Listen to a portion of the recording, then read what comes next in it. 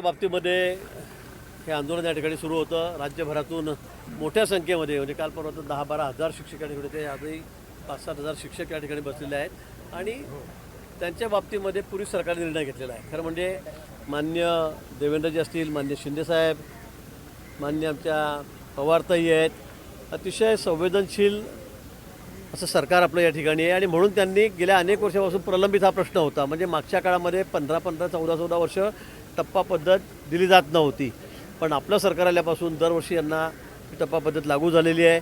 गेल्या वर्षीसुद्धा ऑगस्ट महिन्यामध्ये यांचा 20% त्या ठिकाणी वाढवलेले होते आणि यावेळेलासुद्धा त्याच मागणीसाठी सगळे या ठिकाणी एकत्रित झालेले आहेत. आणि आत्ता माननीय मुख्यमंत्री महोदय, उपमुख्यमंत्री महोदय सर्वांनी बसून निर्णय केलेला आहे की येत्या आर्थिक वर्षामध्ये म्हणजे 31 मार्चला म्हणजे एप्रिल महिन्यामध्ये पहिल्या आठवड्यामध्ये यांच्या हातामध्ये, यांच्या अकाउंटमध्ये हे पैसे पडतील. टप्पा पद्धत ही त्यावेळेला पुन्हा 20%ने वाढवली जाईल.